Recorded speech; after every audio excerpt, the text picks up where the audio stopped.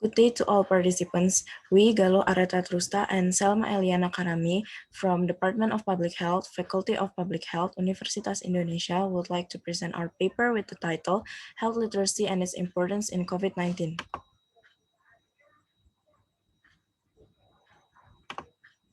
COVID-19 pandemic has brought widespread uncertainty in various aspects, even in the disease itself. Since the disease is a novel disease, many are still unknown about various aspects of the disease. Hence, there are abundant information regarding COVID-19 infection related to its detection, diagnosis, prevention, and management. Among the informations, there are also a lot of hoaxes or misinformation in relation to COVID-19 that cause fear and panic among the people. This situation emphasizes the need for health literacy. This paper used literature review, where the researchers collected data from existing published scientific research, journal articles, or scientific papers regarding health literacy during the COVID-19 pandemic, including those published in national and international journals and websites. Analysis was then performed to understand the definition, the importance, and the use of health literacy in the COVID-19 pandemic, the state of health literacy during the COVID-19 pandemic in Indonesia and in other countries, and also recommendations for Indonesia. Moving on to the results and discussion, first we are going to talk about the challenges that the world is facing now. Next. Let's start by looking at the definition of health literacy.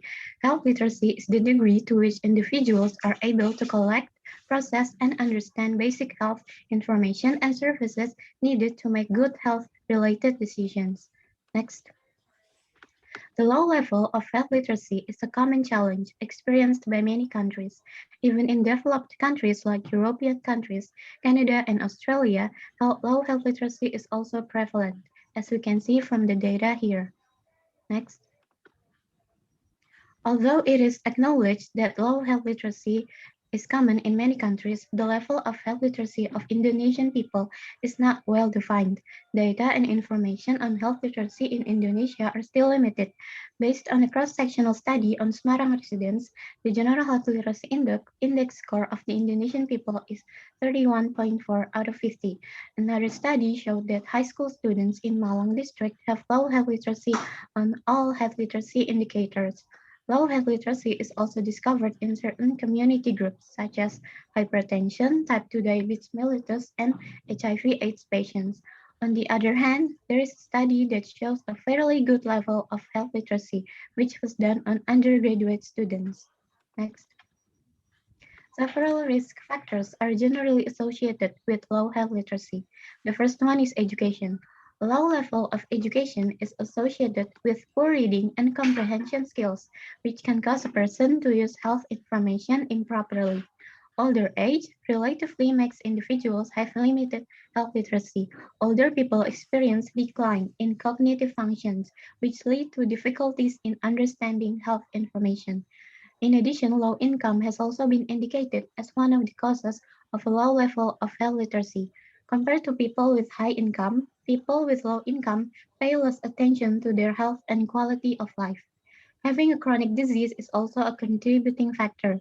Those with chronic conditions have more difficulties in navigating the healthcare system and obtaining health information. Individuals who live in rural areas also tend to have low health literacy.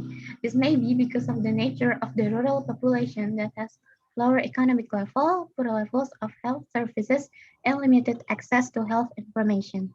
Next. With the emergence of COVID-19 pandemic, health literacy has now become an urgency that involves the health and safety of every member of the society. The COVID-19 pandemic is full of uncertainty, where information is constantly changing and swift behavioral changes are required to lower the risk of infection. Therefore, one of the changes that have arisen because of this pandemic is that now people tend to seek information related to COVID-19 to overcome anxiety. Next. Based on the researchers that has been done before, we know that low health literacy has already been a problem. However, it has become a bigger problem during the COVID-19 pandemic due to the widespread of misinformation. This is the condition of misinformation during the pandemic. According to a study by Islam et al. 2020, which examines infodemic reports of 2,311 reports, 89% are rumors, and the rest are considered conspiracy theories and stigma-related contents. The study also showed that from the existing reports, the majority of them are false information. Meanwhile, there's only 9% that carry correct information, with the remainings are unproven and misleading information. Widespread of misinformation has various consequences. First, misinformation affects one's decision regarding COVID-19. The rapid spread of misinformation will confuse the public, decrease public trust, create consensus, and influence one's decision regarding COVID-19. A person's decision to get a vaccine can be influenced by the misinformation they receive.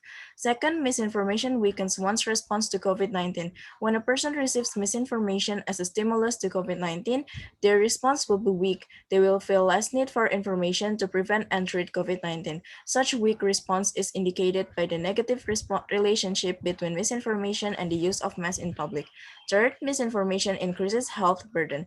Populations with poor compliance and distrust, public fear, and false information tend to undermine the effectiveness of pandemic prevention and emergency response of the government, thereby increasing the health burden. One example of this is the misinformation regarding alcohol consumption that causes death. Fourth, misinformation increases the economic burden. In addition to the health burden, misinformation also creates an economic burden. In Europe and Canada, 70 cellular towers were burned due to the spread of theories linking the transmission of COVID-19 with 5G signals. For that reason, adequate health literacy is necessary.